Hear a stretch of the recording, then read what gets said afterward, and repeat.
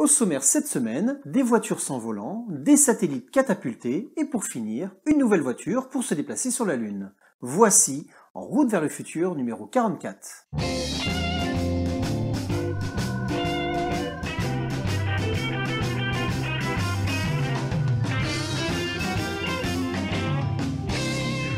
Bonjour, je m'appelle Frédéric Boidron et si vous désirez découvrir le monde de demain avant tout le monde, bienvenue sur cette chaîne.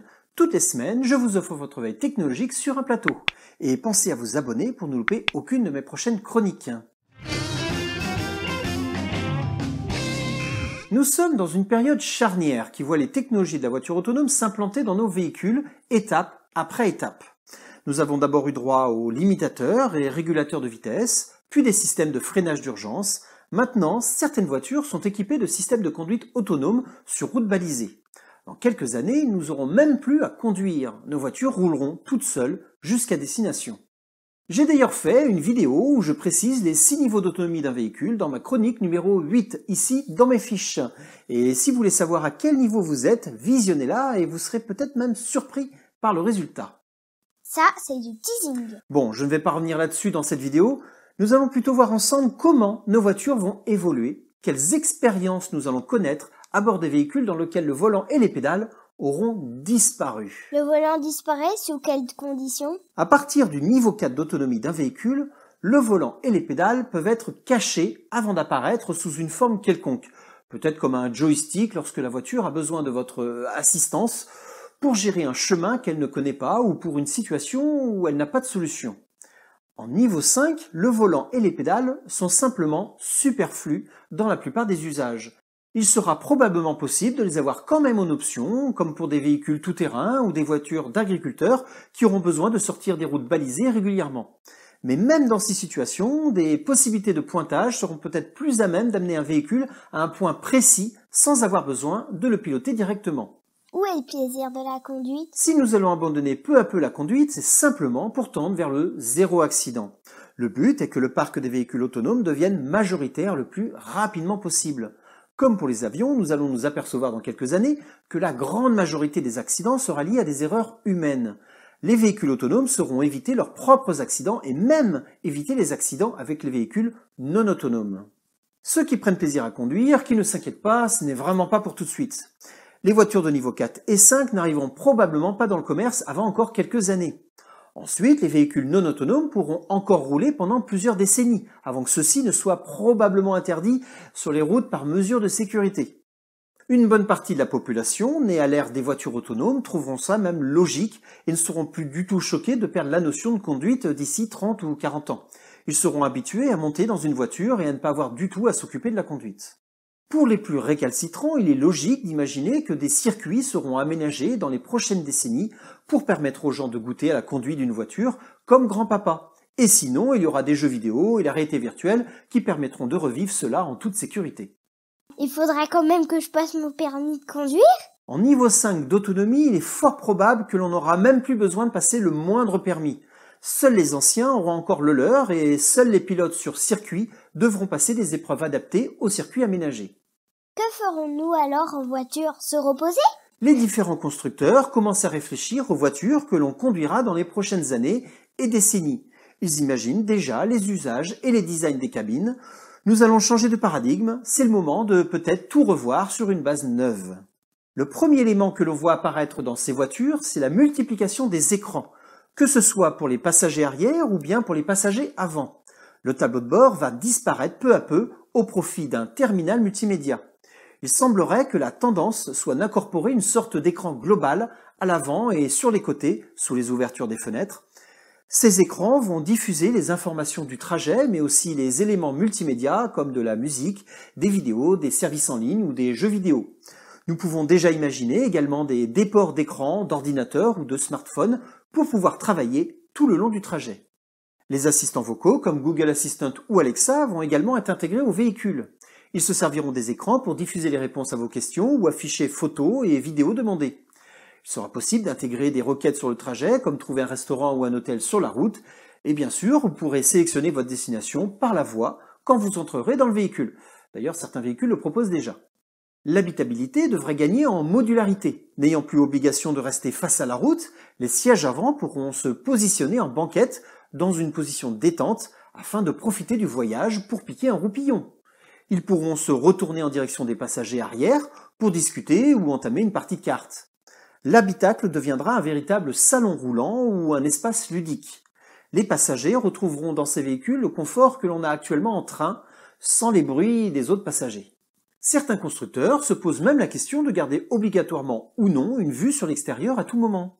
Certains concept cars proposent des vitres qui peuvent se teinter à la demande afin de les rendre opaques. Cela permet de se mettre dans l'obscurité si les passagers veulent dormir en cours de route. Cela permet également de transformer l'habitacle en cinéma et ainsi projeter un film sur le pare-brise et sans avoir à recevoir la moindre lumière extérieure.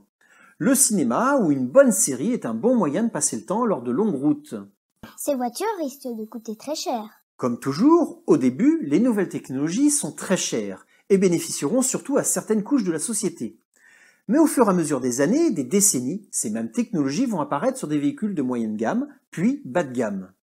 Pour l'anecdote, Elon Musk a annoncé à la fin de l'été qu'en 2023, Tesla proposera un modèle grand public dépourvu de volant et pédales, et que ce véhicule devrait être commercialisé à moins de 25 000 €, soit moins cher qu'une Zoé de Renault. Mais gardons en tête quand même que Elon Musk avait déjà prévu des modèles sans volant ces dernières années qui sont sortis, mais finalement avec volant et pédales. Le modèle économique des voitures autonomes pourrait quelque peu changer nos habitudes de consommation de véhicules. L'autopartage, qui prend de l'ampleur via les plateformes de type Blablacar, devrait se généraliser. Tesla prépare un système de robotaxi à partir du parc existant de véhicules compatibles avec les futures mises à jour. En gros, les propriétaires de Tesla qui le souhaiteront pourront laisser leur voiture en autopartage quand ils ne l'utilisent pas. Un véhicule ne sert actuellement en moyenne qu'1 à 2 heures par jour. Il peut donc être loué par des clients entre 50 et 60 heures par semaine. Le propriétaire n'a rien à faire. Le client réserve le véhicule depuis une application à la manière d'un Uber et le véhicule quittera seul le domicile pour faire la course puis reviendra également seul une fois la tâche terminée.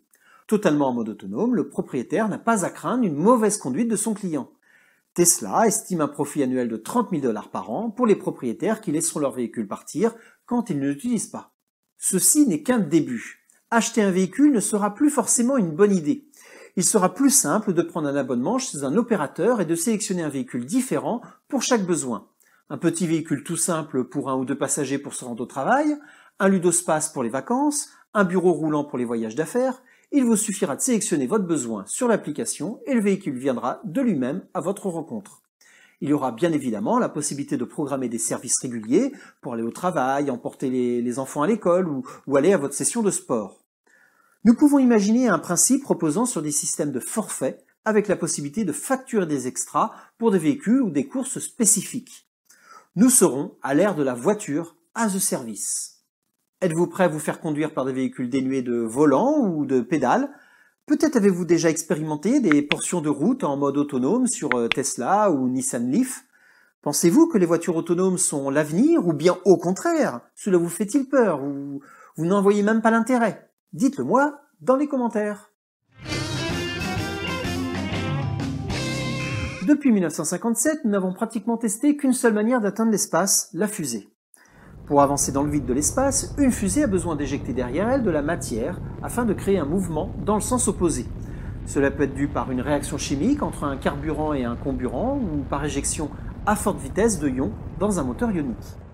Afin de réduire cette masse, nous avons déjà tenté de monter le plus haut possible avec un avion conventionnel ou une montgolfière en s'appuyant sur l'air, puis de lâcher directement l'équivalent d'un second étage de fusée, mais celui-ci aura quand même besoin d'atteindre les 7,9 km/s, soit 28 000 km/h, pour se satelliser et va donc brûler une bonne partie de sa masse. C'est comme cela que Virgin Orbit a livré ses 10 premiers microsatellites en juin dernier, en faisant partir une petite fusée Launcher One depuis l'aile d'un Boeing 747-400.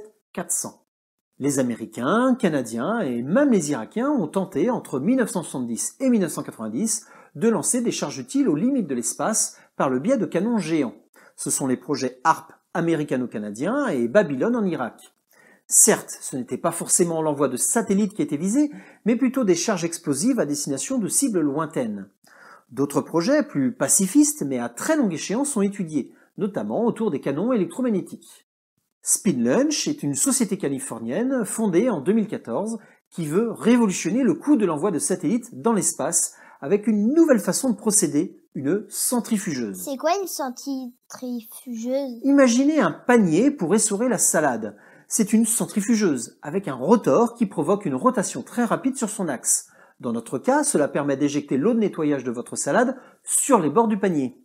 L'idée de SpinLaunch est de placer une mini-fusée et sa charge utile, un satellite de 200 kg, à l'intérieur d'un projectile.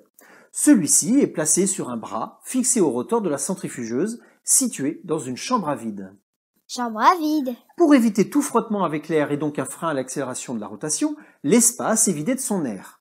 Une fois le projectile amarré à l'extrémité du bras, le rotor central commence sa rotation progressive grâce à un puissant moteur électrique. Le projectile tournera sur l'axe jusqu'à atteindre la vitesse de 8000 km/h au bout de près d'une heure avant d'être finalement libéré dans un tunnel en direction du ciel en perçant un opercule qui garantissait le vide. Une fois le projectile ayant atteint l'altitude de 61 000 mètres, celui-ci s'ouvrira pour libérer une petite fusée qui donnera l'impulsion pour atteindre la vitesse de satellisation. Encore un projet qu'on ne verra jamais? Leur système est très critiquable, notamment au niveau de la force de 10 000 fois la pesanteur terrestre que subit le projectile et son contenant lors de la phase d'accélération. Il faudra prévoir des charges utiles hautement sécurisées. Mais finalement, SpinLaunch vient quand même d'effectuer son premier vol, le 22 octobre dernier, avec une centrifugeuse de test à l'échelle 1/3 qu'ils ont construit au Spaceport America au Nouveau-Mexique. Lors de ce premier test, SpinLaunch a envoyé une charge inerte de 3 mètres de long, non motorisée, à l'aide d'une centrifugeuse de 90 mètres de diamètre. Le rotor a accéléré le projectile à plusieurs milliers de km/h avant de le lâcher. Le projectile a ainsi atteint une altitude de 10 km. SpinLaunch prévoit maintenant une campagne d'une trentaine de lancements sur ce prototype de centrifugeuse en ajoutant une fusée à l'intérieur du projectile, ce qui risque d'être une opération plus complexe que l'on pourrait penser. SpinLaunch espère diviser par 20 le coût de l'envoi d'un satellite dans l'espace. Et vous, que pensez-vous de cette nouvelle façon d'envoyer un satellite dans l'espace? Pensez-vous que c'est possible ou bien que l'on risque de rencontrer des contraintes physiques difficiles à maîtriser? Dites-le moi dans les commentaires. Entre 1971 et 1972, les missions lunaires Apollo 15, 16 et 17 étaient accompagnées d'une voiturette afin de s'éloigner un petit peu du vaisseau sans trop d'efforts. Avec ses 210 kg, ce rover électrique avec 4 roues motrices pouvait transporter jusqu'à 490 kg à une vitesse de 14 km/h. Lors de la mission Apollo 17, les deux astronautes ont parcouru ainsi plus de 20 km et se sont éloignés de 7,5 km de leur lieu d'atterrissage. Le véhicule n'était pas pressurisé et les astronautes devaient porter leur combinaison tout au long du voyage. Les États-Unis ont décidé de retourner sur la Lune à partir de 2025 avec le projet Artemis. Et afin de donner dès le début un véhicule pour se déplacer aisément sur le sol lunaire, la NASA avait lancé un appel d'offres vers le milieu privé pour leur fournir un premier rover appelé pour le moment LTV pour Lunar Terrain Vehicle. Et c'est un conglomérat d'entreprises constitué du constructeur d'avions américain Northrop Grumman, du spécialiste autrichien de l'automobile AVL, du constructeur d'atterrisseurs lunaires américain Intuitive Machines, du fabricant d'astromobiles Lunar Outpost et du fabricant de pneus français Michelin qui ont remporté l'appel d'offres. Le cahier des charges visait un premier véhicule relativement simple, non pressurisé, dans l'esprit des rovers du programme Apollo. Mais contrairement à Apollo, où les astromobiles ne se rechargeaient pas et étaient abandonnés sur place en fin de mission, cette nouvelle génération doit pouvoir survivre 10 ans et couvrir plusieurs missions Artemis. Ils devront donc être capables de survivre aux nuits longues et froides de la Lune. Et autre détail important, ce nouveau rover doit être acheminé sur la Lune par les propres moyens de l'entreprise choisie. Northrop Grumman n'a pas choisi ses partenaires au hasard, puisque Michelin promet de pouvoir fabriquer des pneus sans air, donc increvables. Intuitive Machines fournira l'atterrisseur pour transporter le véhicule sur la Lune, le Nova D, dérivé de l'actuel projet Nova C. La génération de véhicules lunaires suivante sera probablement plus ambitieuse et sera très certainement pressurisée afin de pouvoir embarquer plusieurs passagers sans leur combinaison de VA. Et là, Toyota ou General Motors seront probablement déjà au taquet pour proposer leur propre service. Si vous avez aimé cette vidéo, merci de mettre un petit pouce bleu, cela contribuera à faire connaître la chaîne aux algorithmes de YouTube. Si vous avez une question ou si vous avez un commentaire à faire sur l'actualité de cette semaine, n'hésitez pas et je me ferai un plaisir de vous répondre moi-même. D'ailleurs, si je trouve la question intéressante, j'y répondrai en vidéo. Et surtout, abonnez-vous pour ne pas rater mes prochaines chroniques. Allez, ciao les humanoïdes!